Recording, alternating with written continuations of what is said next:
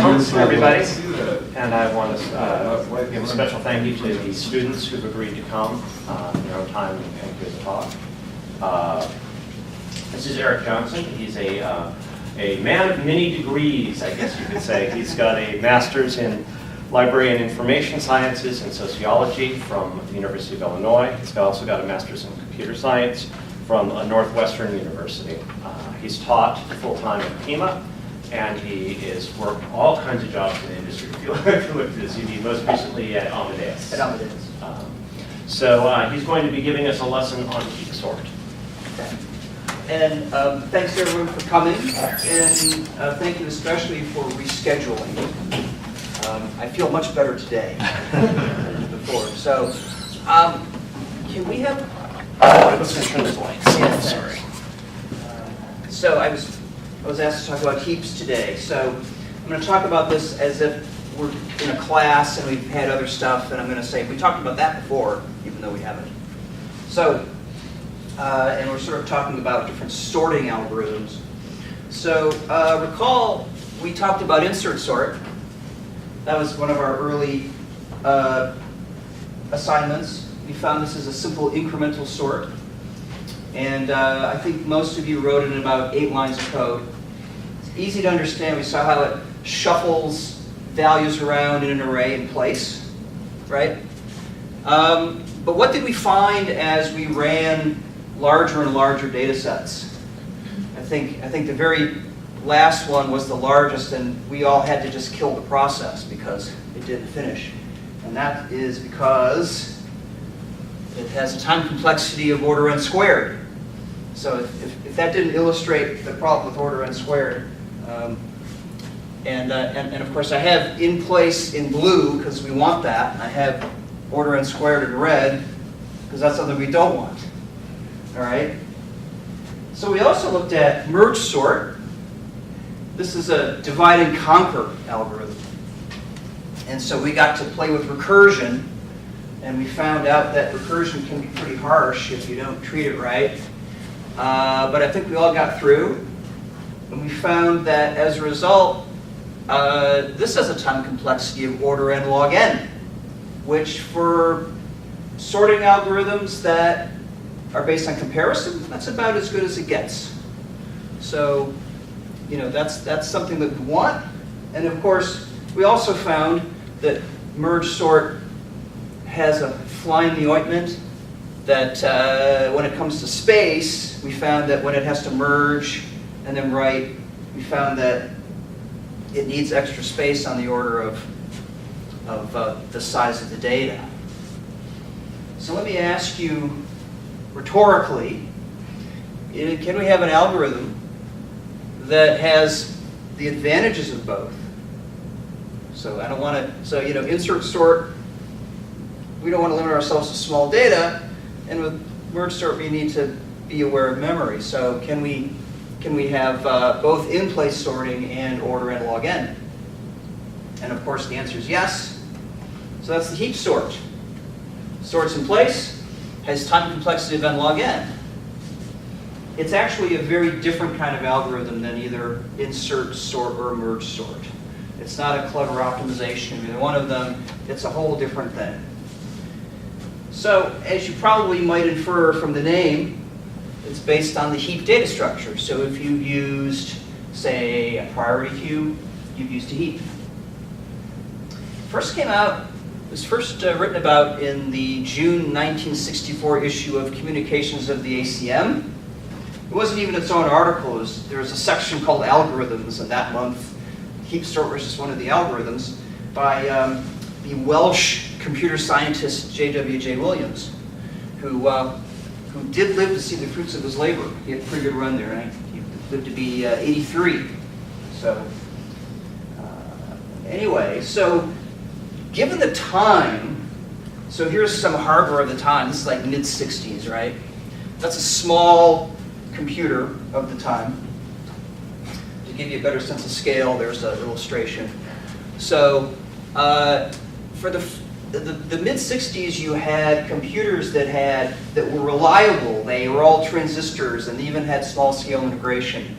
And you even got lots of memory, like a whole megabyte. And so you could load a whole data set into memory. You know, like a megabyte, like thousands and thousands of integers, for example, was considered to be a lot of data. At this time, computers spend about a quarter of their time just sorting. Unlike today, where they do other things. But, so there was a lot of motivation to get an efficient sorting algorithm that didn't require much more memory than the actual data. And in fact, toward the end of the decade, you could get, I think, 8 megabytes if you really wanted to spend a lot of money. And I like this picture. I'm not sure if all those big things are memory, but wouldn't be surprised. So we're going to work with considerably less than megabytes. We're going to sort an array of 10 integers as our example. We're going to walk through this and see how heap sort treats this. So what is a heap, by the way? Surprisingly, heap is not a special data structure. It's just an array. I don't have to build a tree or anything when I use a heap. I'm just going to navigate an array using what's just clever index arithmetic. I'm going to navigate my array, and I'm going to treat my array as if it's a binary tree, even though it isn't.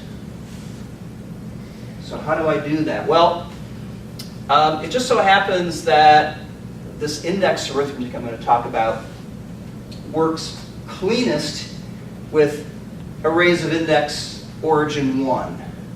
So if you've used, we like to use Java, C, and Python that have index origin of 0. And you can do this with those languages if you ignore the 0th bit or the 0th array element, or if you just tweak the math a little bit. So we're going to stay with an index origin of 1.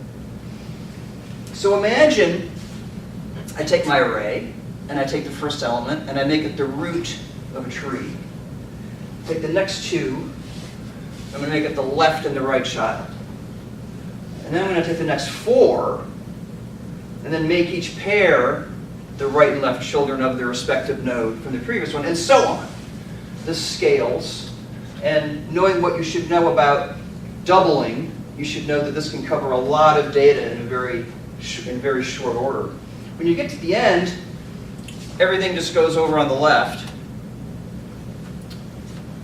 So this is what's called a binary tree in level order.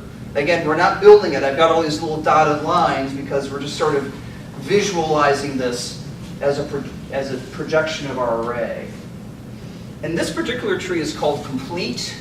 It's complete because there's no holes in it, right? Every level is full.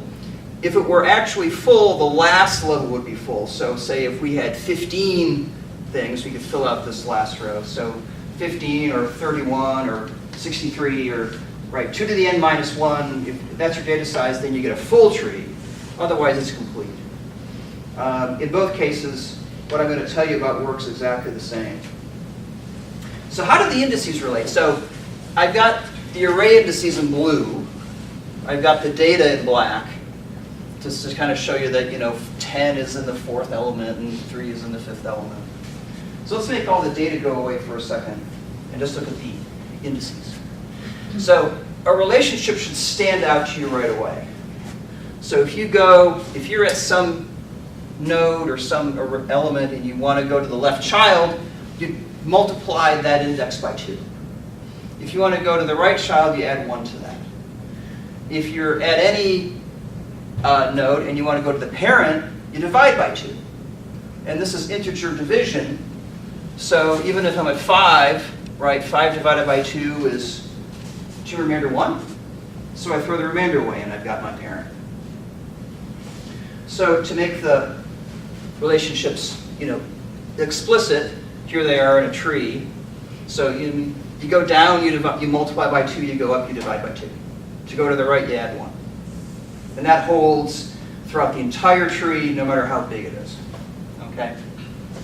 So that's very clever. Now, considering especially the hardware of the time, this is really very slick because look at the binary versions of these. So, right, binary integers, right? If you want to multiply by 2, you shift the bits to the left. My left and right are opposite of yours, right? And then you shift to the right to divide. And if you're at any left child and you want to go to the right child, you just stick a 1 in the low order bit. So, especially at the time when you didn't want to send this over to the arithmetic unit to do the multiplying, you just could use single instructions to do the shifting. And so this is what really made this very clever. And this is actually my favorite part of this whole thing, but we have to move on. So, getting back to our data, if we just write a tree out of the level order, we don't really have a heap yet. Okay? There has to be a relationship, a consistently applied relationship between a parent and its 2 immediate children, which I'll just say is a triad.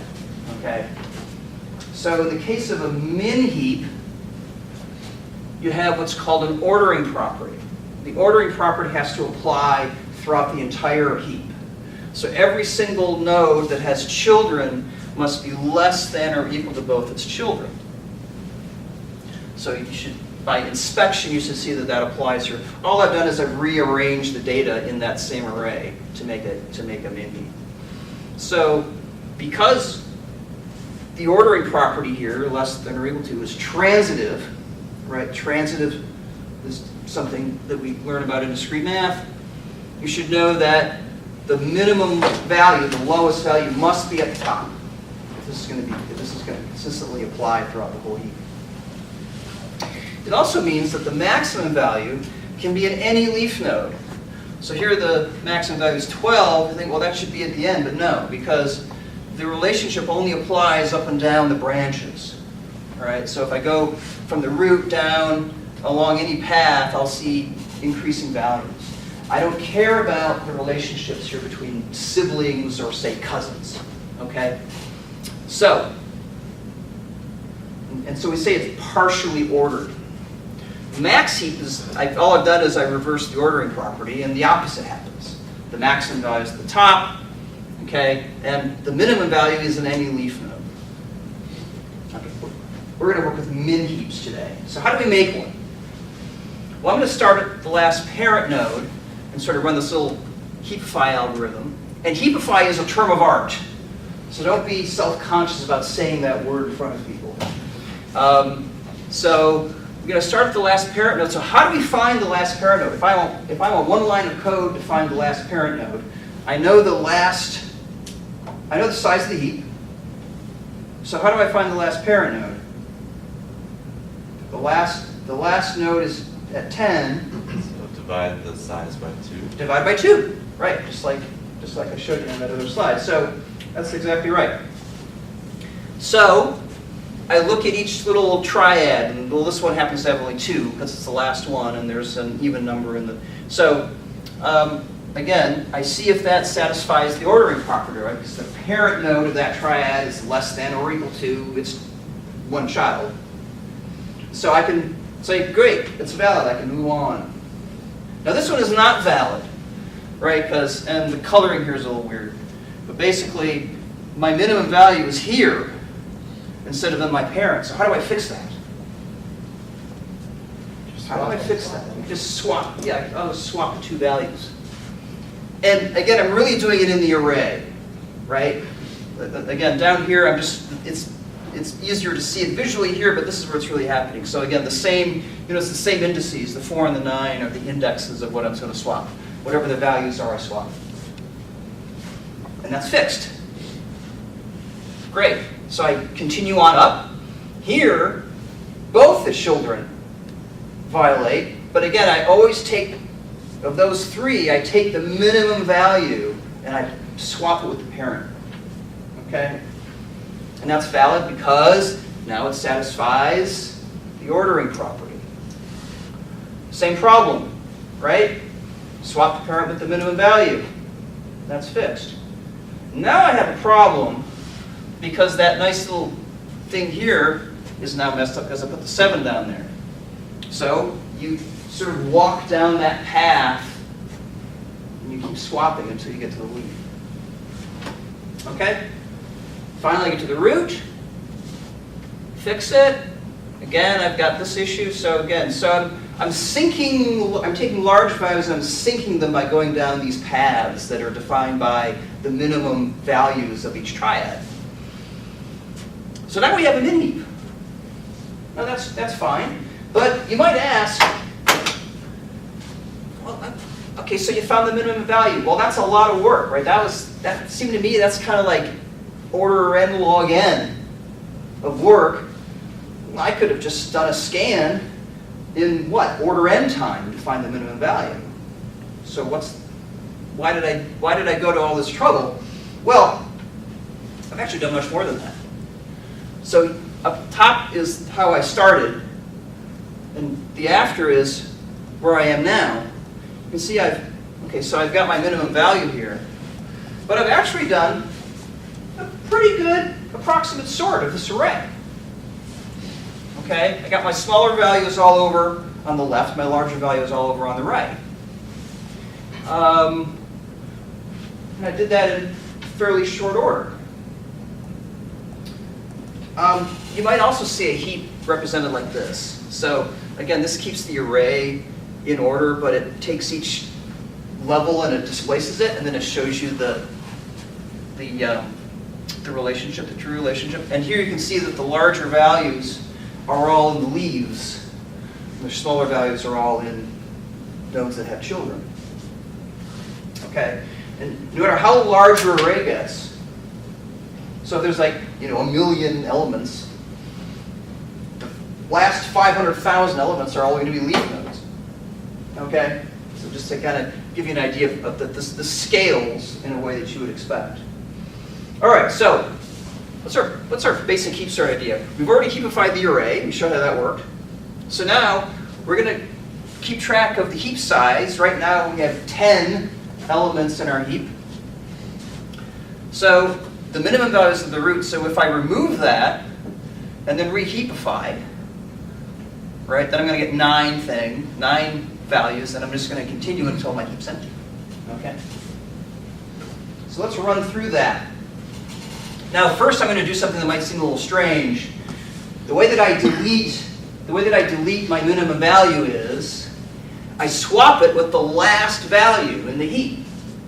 Bear with me here.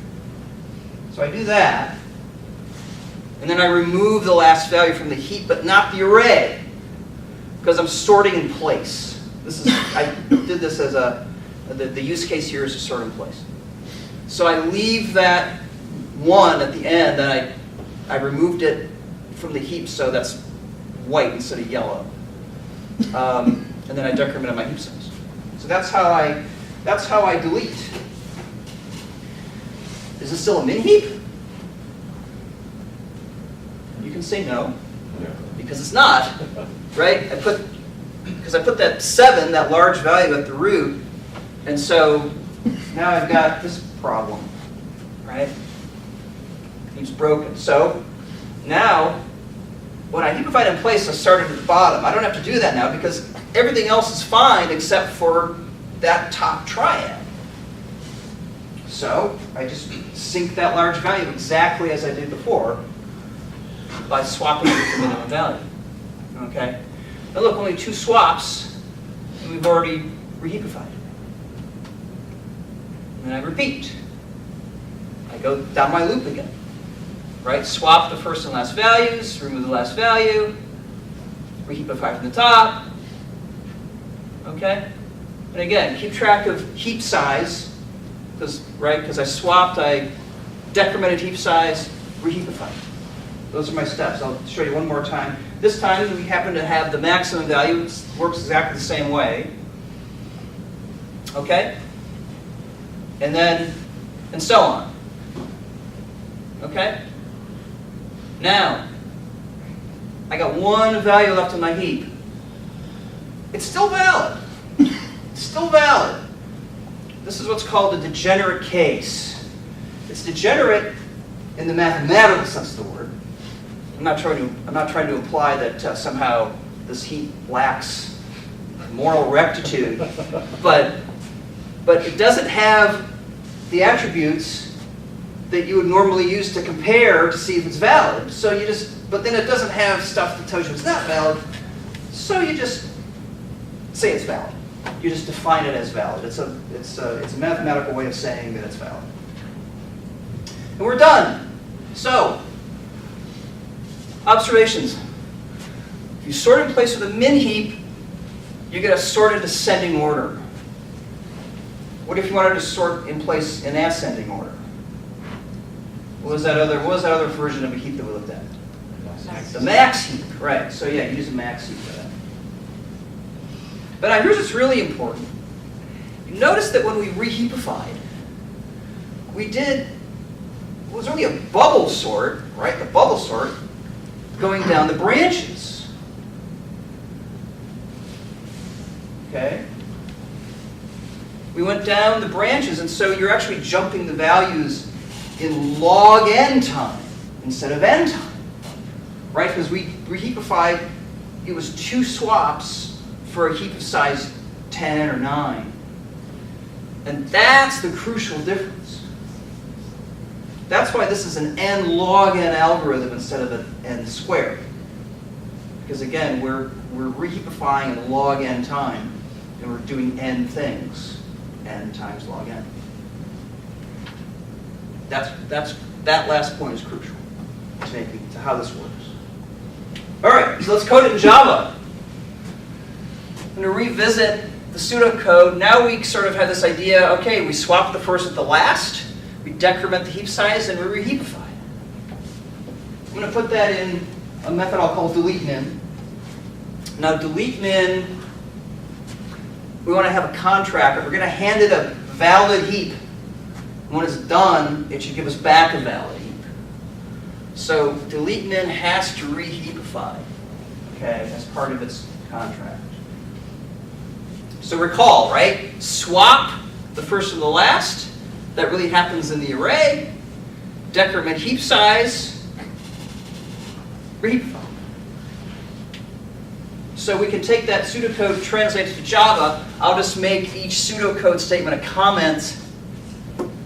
And where I've got something that directly translates to Java, like decrementing heap size, I'll just make that a Java statement. Okay?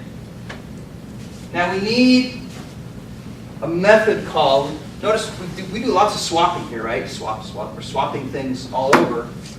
So we're just going to define a method called swap. Swap is so trivial, I'll just give it to you. Right? 2 arbitrary indices for an array, use a temporary variable. Okay. So I'm going to say swap of 1 in heap size. Right? That swaps the first and the last.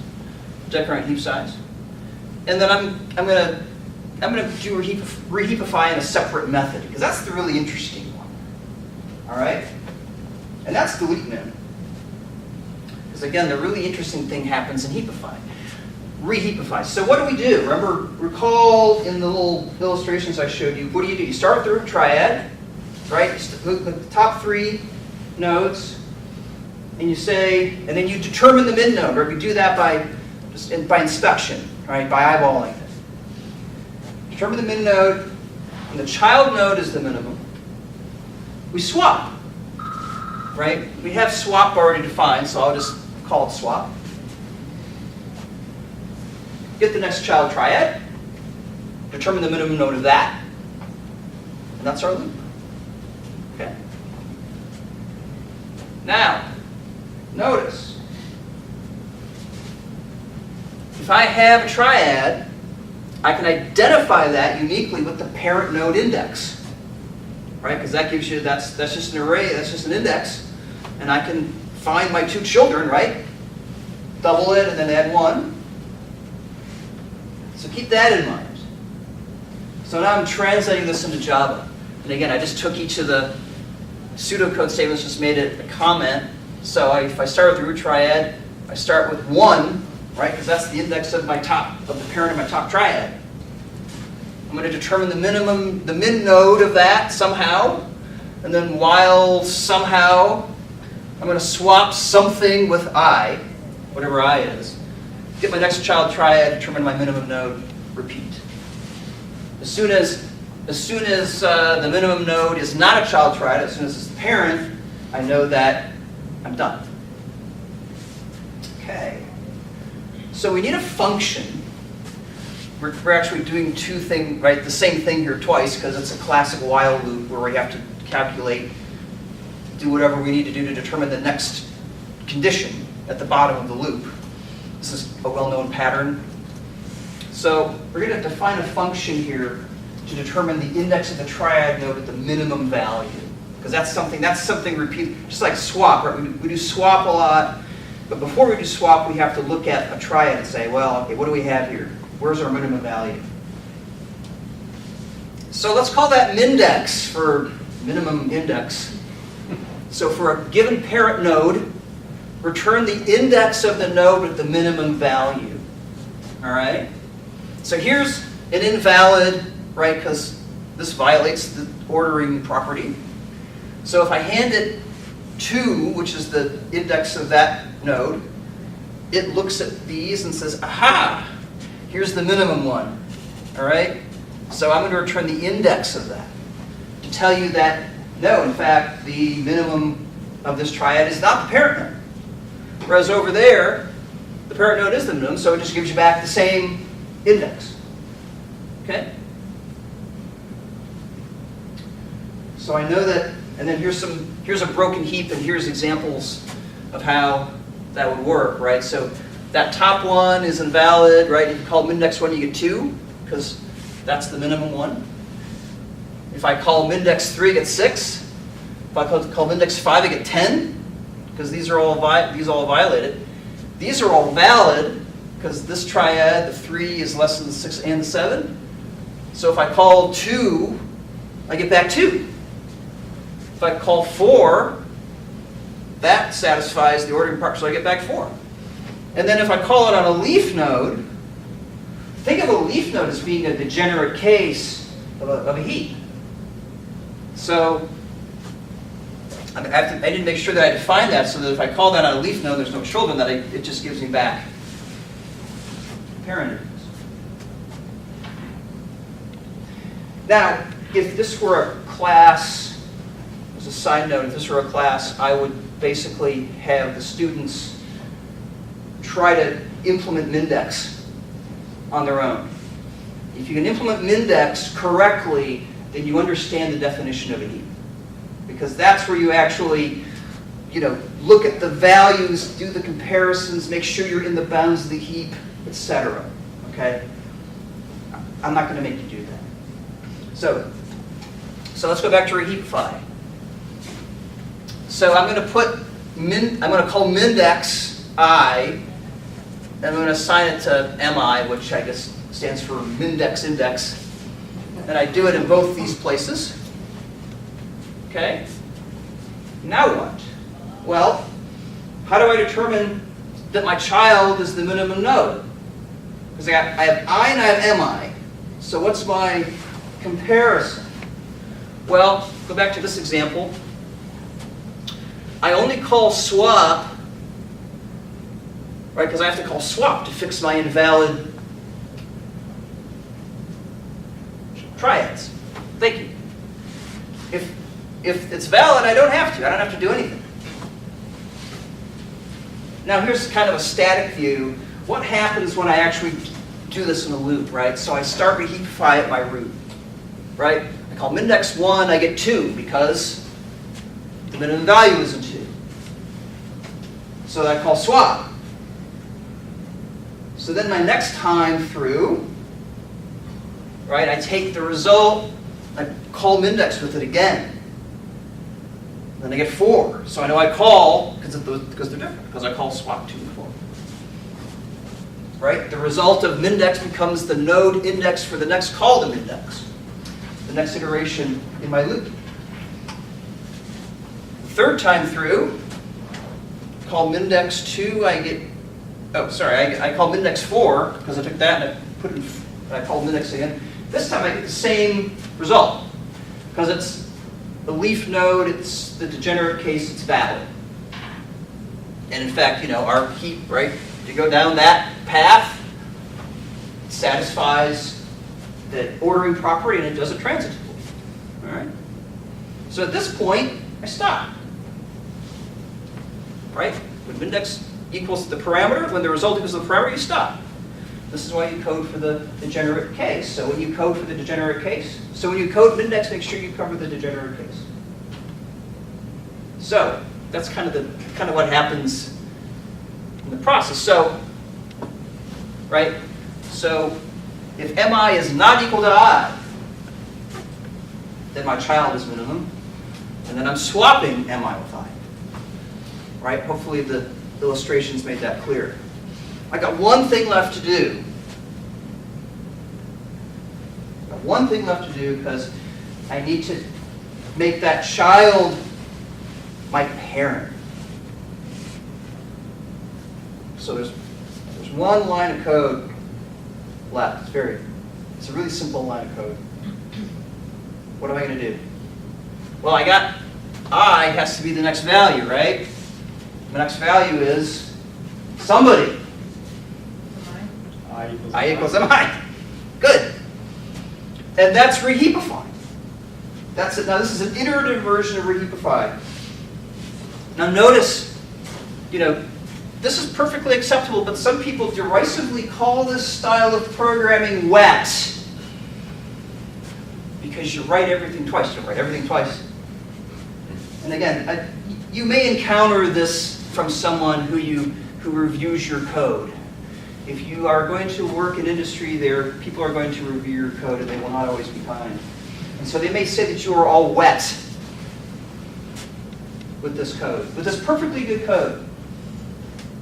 And so what you could do, Java allows you to do this, but you could take your call to index assignment and include it in your while statement. That tightens up your code. Look, the code is much tighter, right? And in contrast to wet, this is called dry, for don't repeat yourself, because you're only calling index once.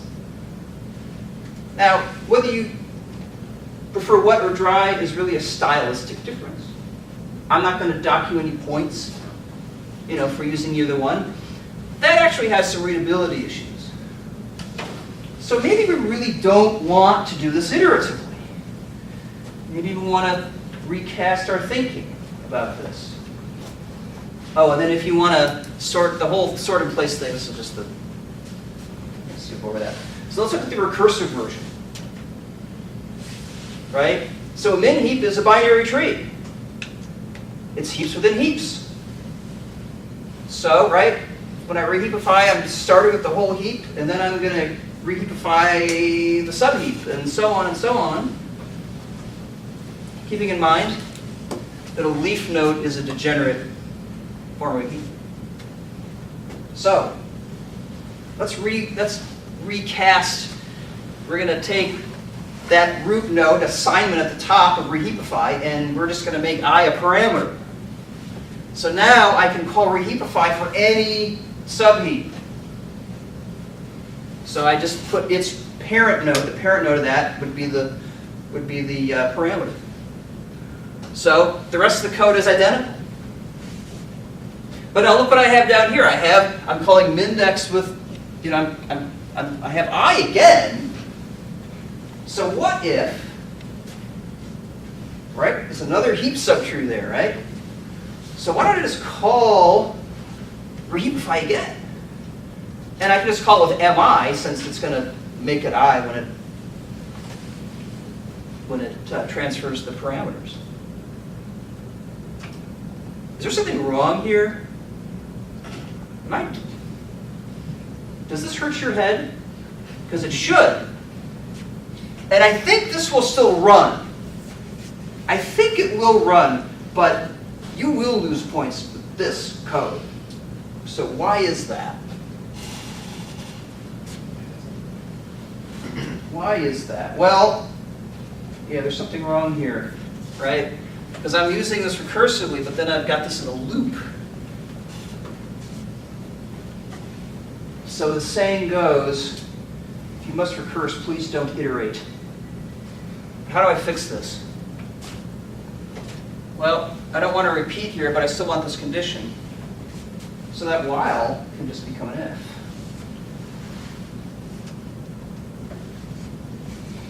So I'm done with the recursive version, and and it's dry, right? Because I'm not repeating myself, and I have a nice clean condition. I don't have to do assignment in a condition or in a while loop to make this work so that I'm not repeating myself.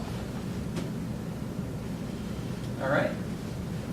So there's recursive reheapify, and of course I need to alter delete min so that when I call reheapify, I put the root node index in there.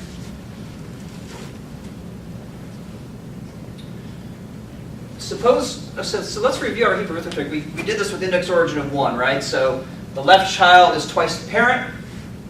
The right child, you take the left child, add 1.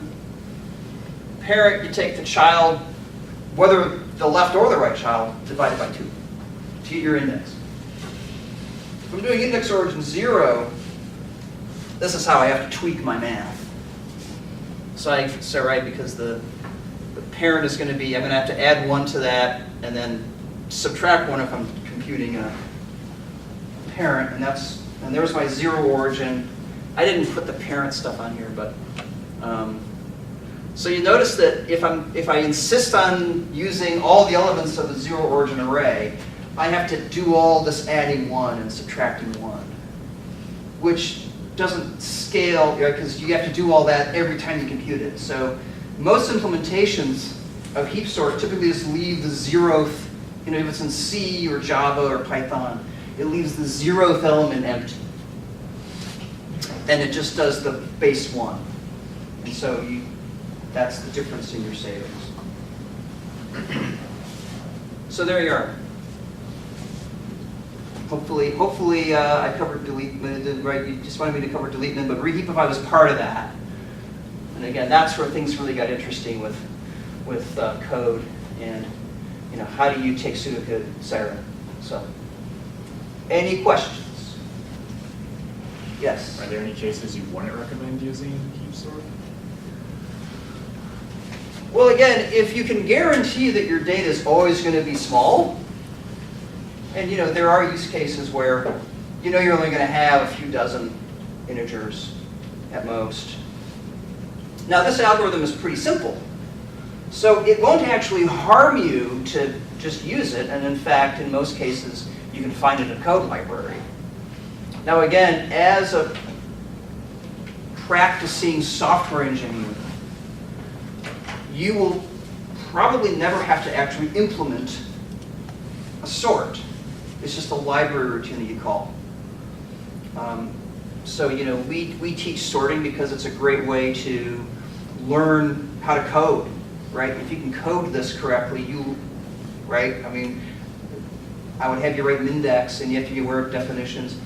You also want to be aware so that if you look at a library and say, oh, this is insert sort, or this is heap sort, or this is quick sort, or this is radix sort, that you know what you're getting into.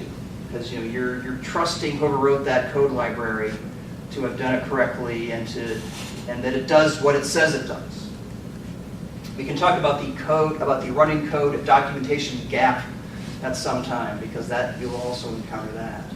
So you'll never actually encounter any harm using heap sort for everything. Whether you use it or not is a matter of your use case and your requirements. Okay. Anybody else? Do you have no other questions? Ask me anything. Yes? So how would our algorithm change if we were using a max heap instead of a min? Would we just do max dex instead of min dex? The only difference really is that condition, is that ordering property.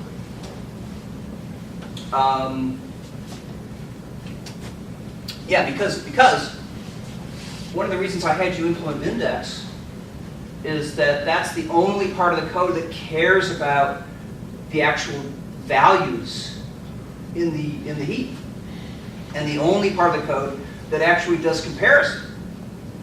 Because otherwise, it's just saying, because swap doesn't care. Swap just says, oh, give me what you want to swap. It just that's where the things happen. But swap's just blindly saying, here, swap 4,832 and 4,000, whatever. So So yeah, I mean, and the way that you sort of break this problem down is you find out, okay, what's the part that actually does the comparison?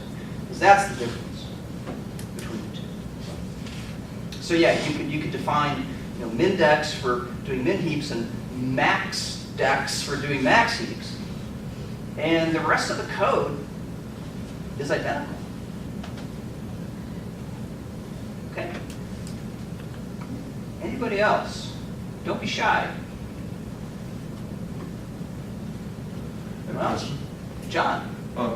So when you looked at repairing a triad, Yeah. you compare the value of the parent to the value of his two children. Mm-hmm. And if the parent didn't have the minimum value of the 3, you would do a swap of the parent with one of the children. Yes.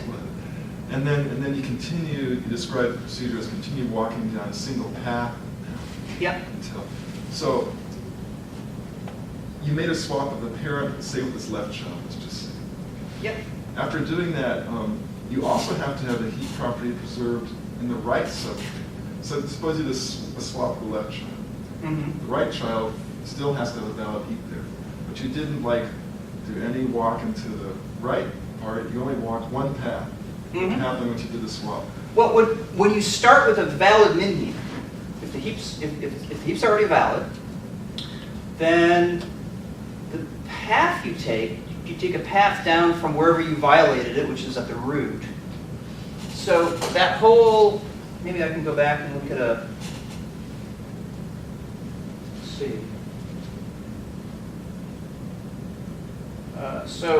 So what you're talking about is, this case, okay, so you're talking about a case like this where I've started up here and, well, I mean, I'm swapping the right child, but Right, you know, that's right. it's the same difference. But I do that because I'm not changing anything. I haven't changed anything over here, right? So I started with a valid, this is a valid min heap, right? But you changed the parent of that left child. I changed the parent. But remember, the ordering property is transitive. So, all right, so, what's a way to approach this? So, okay, so, if the parent, okay, so the minimum child, I'm always going to swap the minimum child. Well, if it's the minimum child, then I know that it's also going to be less than the child I didn't swap. It's the definition. And so when I put that up there, even if it's equal, right, because it's, you know, less than or equal, I know that, again, since less than or equal to is transitive, that this is still going to be less than my child there. So I don't have to double check to make sure that I haven't somehow accidentally violated my ordering property for the whole other subtree. Because I know this whole other subtree is a valid heap, subheap. Okay? So that's the reason. Is that something important to think about when thinking about the code? Well, it's more important to think about it when you're studying the algorithm. Because, you know, I mean, you can, if you figure that out before you write the code, then it's not an issue. Right? Because it's about the algorithm, and if you can prove that certain things are true when you do a certain thing, then you can say, I don't need to worry about this whole other tree. Because, again, it was valid before, I haven't changed it, I know the whole thing's going to be valid, and then when I change this top triad, because I'm using the minimum child that I know is less than or equal to that, then I know that that's going to be, that I'm going to be safe. Okay? Great. So what's the difference between heapify and reheapify? And is there a way to use one function for both of those? Sure, because, all right, if I start off back when oh wait, I'm going the wrong way. All right. Hope I'm not making anybody dizzy here. So let's just start off here. So so here I'm initially, so this is heapify. I'm back doing heapify. Because I've started off, I have an arbitrarily sorted array, I have to make it into a heap. So what's really happening here is I'm just calling reheapify for that node.